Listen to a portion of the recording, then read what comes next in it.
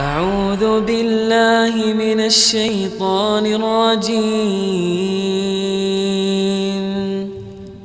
بسم الله الرحمن الرحيم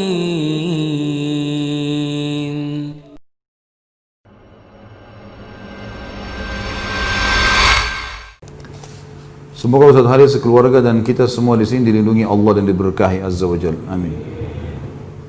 Berhubungan dengan tema neraka, ada satu kebiasaan yang bisa menjerumuskan saya pribadi ke neraka karena ketidaktahuan dan tidak cukup ilmu saya. Bagaimana melakukan sesuai sunnah? Karena saya takut asal ikut-ikutan. Kebiasaan tersebut adalah tahlilan atau ngelayat.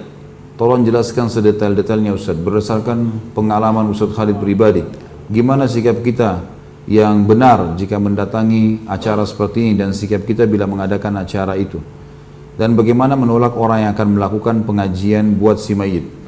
Ini sesuai dengan tema nggak nih? Kok bagaimana lolos sortiran? Dari kiri, dari sini kok. Membela diri Marwan ini. Ada malaikat yang catat.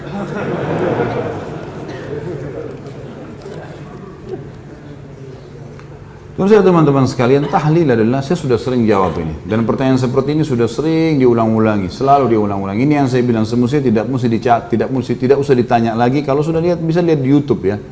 Karena saya lihat pertanyaan seperti ini yang selalu dijadikan sebagai pemicu ya.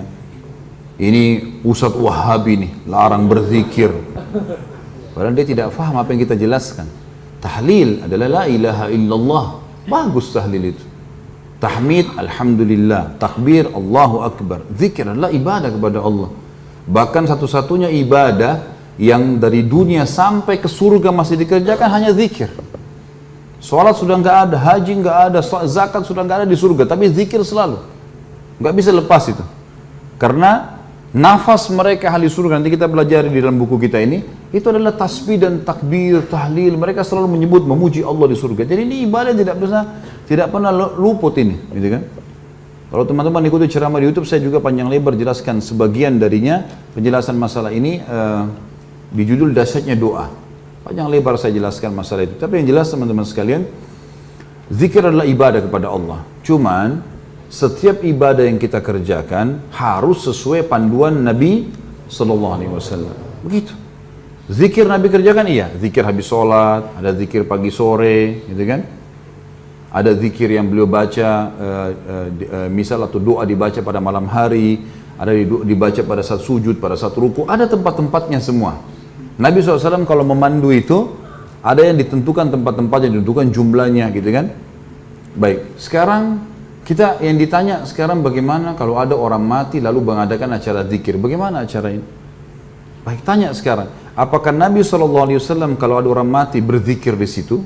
Ada nggak riwayat yang menyebutkan? Satu saja riwayat, Nabi SAW pernah ada sahabat Nabi datang, orang mati, panggil, ayo sini duduk berzikir, lalu suruh membaca semua zikir. Belum ada satu riwayat pun masalah itu. Jadi kalau kita menjelaskan ini, bukan, oh ini Ustadz larang zikir, salah ini. Jangan begitu pemahamannya. Kita sedang memandu, meletakkan sesuatu pada tempatnya. Batu bata itu kalau ditaruh pada tempatnya, nanti tembok ini bisa rapi begini, ini karena batu batanya rapi. Ya kan gitu. Kalau menonjol jadi jelek. Kalau kita sedang bertakziah, kita fahami dulu pertama sekali definisi takziah. Meringankan beban keluarga mayit. Bukan untuk mayit. Makanya Nabi SAW kalau takziah ada orang mati disuruh bawa makanan. Hai ahli Madinah, bawakan makanan keluarganya Ja'far. Waktu Ja'far mati syahid di perang Mu'tah. Karena mereka tertimpa apa yang tidak menimpa kalian. Hibur mereka, doain, begitu. Nabi SAW datang juga selama 3 hari. Tapi gak pernah Nabi duduk zikir sama mereka, gak pernah sama sekali. Jadi jangan, oh ini berarti larang zikir, bukan. Letakkan pada tempatnya saudaraku. Kenapa sih kalau kita contohi Rasulullah SAW, apa ruginya? Gak ada ruginya kan? Sesuai dengan beliau, jadi mudah, jadi simple gitu.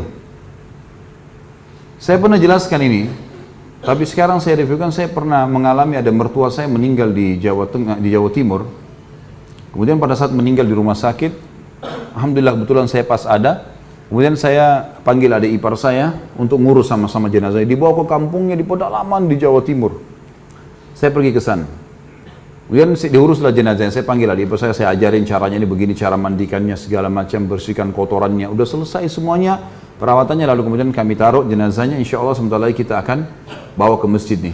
Udah. Ada orang-orang datang semua, kemudian kita bawa ke masjid. Habis sholat di masjid, rupanya ada tradisi-tradisi yang ada. Biasanya orang berdiri dulu, ngomong dulu, segala macam, disuruh saksikan ini orang mati begini, isyhadu dan seterusnya. Khair semuanya gitu. Baiklah, ini waktu orang mertua saya meninggal tidak pernah kita buat gitu. Habis dia disolati, sudah jemaah sekalian, sudah disolati, kita bawa ke masjid. Nabi SAW dalam riwayat dikatakan, solati sahabat langsung sahabat berlumba-lumba memikul jenazah itu. Segera. Lalu kata Nabi SAW, kalau di punggung kalian orang saleh, maka dia, si jenazah itu, ruhnya akan berkata, sungguh gembira, kalian akan membawa dia ke suatu tempat yang senang, menyenangkan.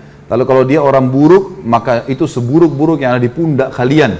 Karena dia akan berkata, kemana kalian akan membawanya, sungguh celakalah dia. Begitu seterusnya, sampai dibawa ke kuburan. Lalu Nabi SAW menurunkan jenazah, dan diturunkan jenazah ini, kemudian mereka naik, lalu kemudian ditutup. Itu sunnah Nabi SAW. Maka saya lakukan seperti sunnah ini. Jadi nggak ada lagi dibuka kupingnya, diazanin, panggil anaknya azan, kena azan untuk sholat. Gitu kan. Nggak ada hubungannya sama orang mati. Allah mengatakan, innaka la tusmi'u man fil kubur. Kau tidak akan bisa memperdengarkan orang yang di kuburan, hai Muhammad. Sudah selesai orang mati, mau diazanin untuk apa gitu? Ada yang lebih unik, ngajak bicara orang mati itu. Saya pernah lihat itu di kuburan, dia pegang kertas, orang-orang di sebelahnya nggak ngerti, saya ngerti apa yang dia bilang. Hai fulan bin fulan, kalau malaikat mungkar nakir datang tanya siapa Tuhanmu, jawablah Allah. Kalau antum ada orang meninggal, antum ikut, antum lihat dia pegang kertas, itu dia ngomong sama orang mati biasanya. Kalau datang tanya siapa nabimu, bilang Muhammad SAW. Kalau datang tanya agama, bilang Islam. Jadi dia memandu orang mati. Apa yang mau dipandu ini? Waktu masih hidup ajar, gitu. Jangan lagi mati. Baiklah. Kita turunin jenazah itu, ditutup, lalu saya naik sama ipar saya, sama satu orang lagi bantu, setelah kami keluar ditutup. Rupanya saya nggak tahu di situ ada beberapa teman-teman kiai yang hadir. Kemudian setelah itu saya jalankan sunnah Nabi SAW. Apa sunnah Nabi? Nabi SAW waktu pernah mengubur sahabatnya, jenazah sahabatnya, langsung beliau berceramah tentang proses orang mukmin kalau ruhnya mati, maka akan datang 3 malaikat, kiri kanannya malaikat rahmah, membawakan kafan dari surga, malaikat maut dibunuh-bunuh kepalanya mengatakan, hai jiwa yang baik, keluarlah kepada pengampunan Tuhanmu. Lalu ruhnya keluar lebih mudah daripada air dari mulut kendi. Terus saja saya sampaikan, sampai saya sadari, ipar saya menangis dan orang-orang banyak yang nangis, karena riwayatnya panjang itu, tentang ruh orang beriman keluar, kemudian mengeluarkan bau lebih wangi dari bau kasturi, naik ke langit, semua malaikat menyambut ruh itu. Kemudian terdengar Allah mengatakan, catatkan hambaku ini termasuk penghuni surga, kembalikan dia di dunia, di sana saya ciptakan, di sana pula saya bangkitkan. Lalu diantar ruhnya bersamaan jasadnya dimasukkan oleh kerabatnya. 3 langkah mereka jalan masih terdengar suara sendalnya. Kemudian barulah datang malaikat mendudukkan dia, tanya siapa Tuhanmu, siapa nabimu, apa kitabmu. Kalau dia orang mukmin, kata Nabi SAW, dia akan menjawab, yuthabbitullahu alladhina amanu bil qawli tsabiti fil hayatid dunya wa fil akhirah. Allah akan menetapkan lisan orang-orang beriman untuk menjawab di dunia dan di akhirat. Kata ulama tafsir, di dunia maksudnya adalah kalau ditanya kenapa kamu sholat, kenapa kamu puasa, kenapa kamu haji, kalau dia belajar wahyu dia bisa punya jawaban, gitu kan? Di akhirat maksudnya di kuburan. Kata Ibnu Abbas radhiyallahu anhuma dalam tafsir, ini adalah di kuburan, pertanyaan malaikat di kuburan. Maka dia akan jawab dengan mudah, Tuhanku Allah, Nabiku Muhammad, dikatakan Al-Quran, sudah selesai. Dibuka baginya pintu neraka. Ini dilihat neraka, dia ketakutan. Lalu kata malaikat, lihat dari apa Allah selamatkan dirimu. Ditutup, dibuka pintu surga, dayang-dayang, permadani, kelebihan segala macam. Lalu kemudian dia malaikat berkata, ini tempat kau sekarang. Maka dia pun mengatakan, ya Allah cepatkan waktu karena aku ingin masuk ke dalam surgaku. Lalu datang di sebelahnya orang yang tampan, wangi, bersih. Dia kagum. Dia bilang, siapa kamu ini? Sungguh sempurna ciptaan Allah pada dirimu. Dia mengatakan, saya amal soleh yang akan menemani kau sampai hari kiamat. Jadi ibadahnya, sholatnya, semuanya akan menemani dia. Kemudian setelah itu terdengar suara dari langit, Allah mengatakan, bentangkan kuburan hambaku ini seluas pandangan matanya, dan bentangkan jalan ke surganya setiap pagi dan petang. Maka jadilah kuburannya taman dari taman surga. Sebaliknya kalau dia orang kafir atau orang fasik akan datang, 3 malaikat, 2 malaikat penyiksa kiri kanannya membawa kain kafan dari neraka, 1 malaikat mau diubun-ubun kepalanya mengatakan, hai jiwa yang busuk, keluarlah kepada murka Tuhanmu. Lalu berserakan di tubuhnya, lalu malaikat menarik dengan keras secara paksa, seperti ibaratnya bulu domba yang dibasahkan lalu dililitkan di pohon berduri dan ditarik dengan keras sehingga berantakan bulu domba itu. Belum sesaat keluar ditangkap malaikat azab, dipakai kain kafan dari neraka lalu dibawa ke atas. Belum tiba di langit pertama, semua malaikat menolak karena mengeluarkan bau lebih busuk dari bau bangkai. Wa na'udzubillah. Lalu terdengar suara dari langit, Allah mengatakan, catatkan hambaku ini termasuk penghuni neraka, kembalikan di dunia karena di sana saya ciptakan, di sana saya akan bangkitkan. Lalu diantarlah bersama dengan jenazahnya diantar oleh kerabatnya. 3 langkah dia masih dengar, setelah itu telapak kaki mereka, setelah itu malaikat lain datang di kuburan mengatakan, mendudukkan dia, tanya, siapa nabimu, siapa Tuhanmu, siapa nabimu, apa kitabmu. Dia tidak bisa jawab. Dia hanya mengatakan, atau apa ya gitu. Saya cuma ikut-ikut dulu orang bilang gitu. Walaupun dia orang muslim tapi banyak dosanya, tidak sempat tobat begitu. Lalu dibukakan baginya pintu surga, dia kagum tercium bau yang wangi. Lalu malaikat bilang, lihat dari apa kamu haramkan dirimu. Kamu bisa di sini, tinggal sholat, tinggal puasa, tinggal patuh, selesai, gitu kan? Masuk sini. Tapi ditutup sekarang. Ini tempat kau sekarang, neraka dibuka dengan siksaannya segala macam. Maka dia berdoa mengatakan, ya Allah jangan kau cepatkan waktu karena aku tidak ingin masuk ke dalam nerakaku. Lalu datang di sebelahnya orang yang buruk tampangnya, baunya busuk, menakutkan. Dia bilang, pergi kamu. Siapa kamu ini? Sungguh buruk ciptaan Allah pada dirimu. Maka dia mengatakan, saya amal buruknya akan menemani kau sampai hari kiamat. Kemudian datanglah malaikat yang tidak punya pendengaran dan penglihatan. Ini Allahu alam, Allah lebih tahu maknanya, tapi kita imani, gitu kan? Membawa sebuah besi yang kalau seluruh jin dan manusia bersatu untuk membalikkan, mereka tidak akan mampu. Yang akan dihantamkan ke kepala jenazah ini, kemudian dia hancur, lalu diutuhkan kembali, begitu terus sampai hari kiamat. Itu keadaannya. Maka riwayat ini saya sampaikan teman-teman sekalian, pada saat itu ternyata ada yang sempat menangis. Ya. Setelah itu kami pulang dan saya bilang sebelum pulang, bapak-bapak sekalian, kami membuka rumah orang tua kami untuk takziah selama 3 hari. Sunnah Nabi SAW takziah itu adalah begini, datang, doakan, sabarkan kami, dan lagi berminat membawa makanan silakan. Kami tidak siapkan makanan dan minuman, karena sunnah Nabi SAW begitu. Alhamdulillah 3 hari itu nggak ada acara apa-apa, nggak ada ribut-ribut, nggak ada. Orang datang, doakan kita, pergi, bawa makanan, pergi. Hanya banyak orang yang datang waktu itu. Tokoh-tokoh masyarakat datang terus ngobrol sama saya, banyak yang bertanya masalah hukum. Sebelum saya pulang ke Surabaya, kemudian balik ke Jakarta waktu itu, ada beberapa tetangga, keluarga mertua saya mengatakan, kami selama ini hadapi kematian belum pernah seperti ini. Kami merasa 3 hari ini nggak ada beban. Dan sekarang seperti kami sudah ikhlas melepaskannya.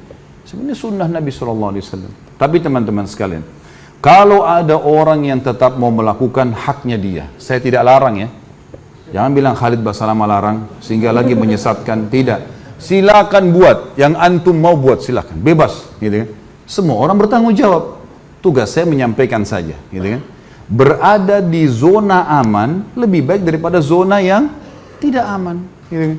Walaupun anggap tidak haram, tapi minimal syubhat. Baik, ini sama saja. Lebih baik kita di zona aman. Ada perintah kerjakan, tidak ada tinggalkan. Sebatas itu saja. Allahu a'lam. A'udzu billahi minasy syaithanir rajim. Bismillahirrahmanirrahim.